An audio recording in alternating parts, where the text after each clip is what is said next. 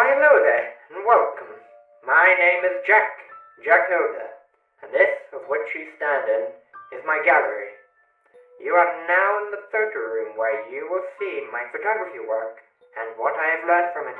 Interact with each picture by pressing the red button with the keyboard letter E.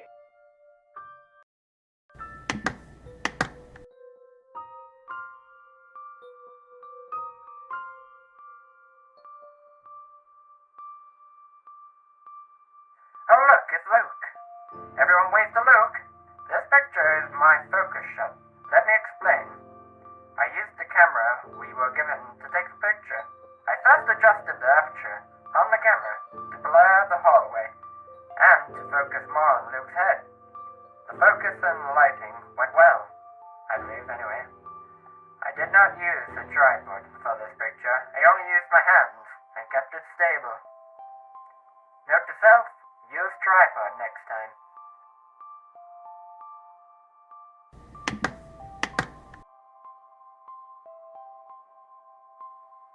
This is another one of my pictures I'm glad about.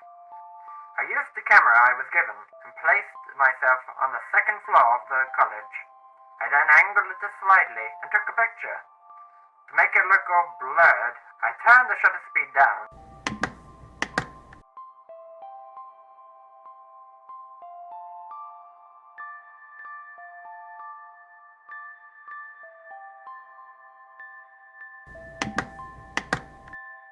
This is my tilt shift picture, done by yours truly. Let me explain how I did it. First, I took the picture with the camera outside on a balcony. I slightly tilted the camera when taking the picture. Once the picture was taken, I placed it into Photoshop and began editing. I first quick masked the picture. After that, I used the reflected gradient and selected along the road. First, I made the selection blurred, and not too much, but just enough to blur any license plates or faces. After that, I increased the saturation and adjusted the brightness to be a little lighter. Now, I believe the picture went very well.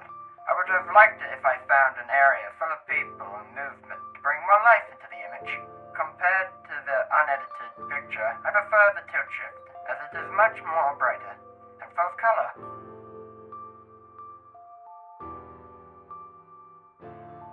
Hello! Looks like you stumbled into my 2D room. In here you'll find my Photoshop work and what I've learned from it. And the same with my drawing work. To interact with any of the pictures, press the button with the letter E on your keyboard. You know, the one you use to move the character? Yes, that one.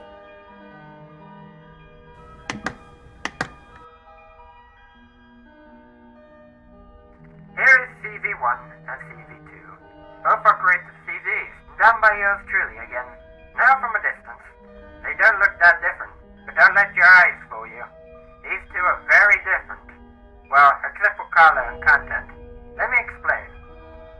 First I opened a Word document and made a boring CV containing the usual stuff.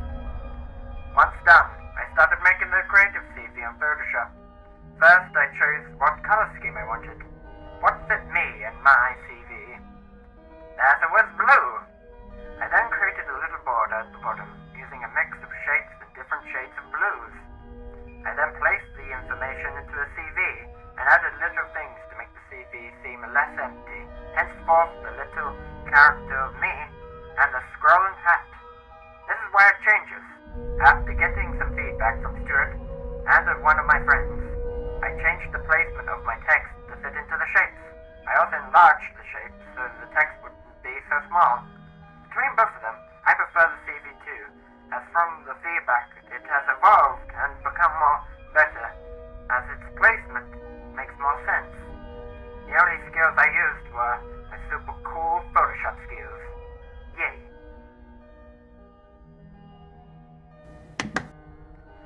These beauties were for the studio group I am with. We had to make a logo and a banner for the Facebook page. Only the logo got put on. To make these, I used Photoshop again. I first got the measurements for the size of the banner and logo, and made the Photoshop pages the size they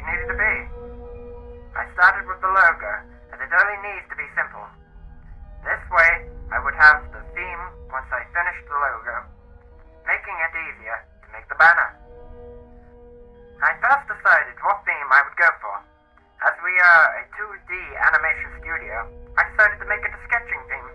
I first made the circle to be the main shape, and slowly put it together. After that, I started with the banner. Knowing the theme, it would be easy. I started by putting the logo in, and using the knowledge I gained from the photo montage, which is in this room, by the way. I combined the two images to make a hand-drawn characters. Jesus, what a mouthful. But both images went well, I think.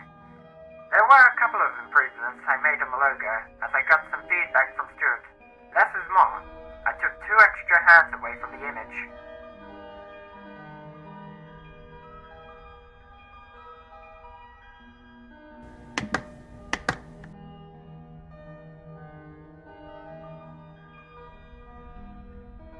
Look at me, an artist.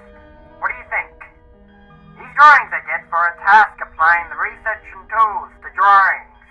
Both drawings are of my lovely microwave, but one is from memory, and one is from research using pictures and taking measurements from my actual microwave.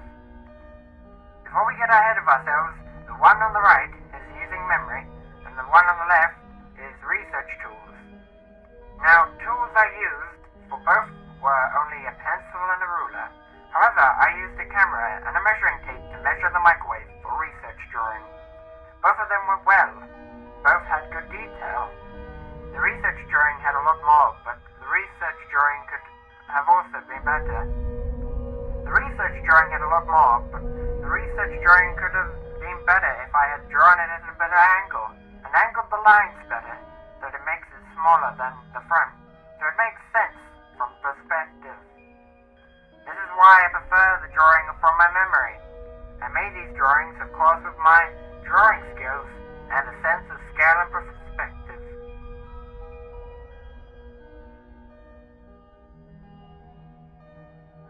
Look at that! It's the 3D room, where I've learned to craft 3D objects out of 3ds Max and place them into the Unreal Engine.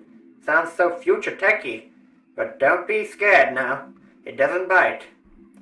Like with all the rooms, press the button to interact with stuff, and use the letter E button on your keyboard to press the button. Button inception.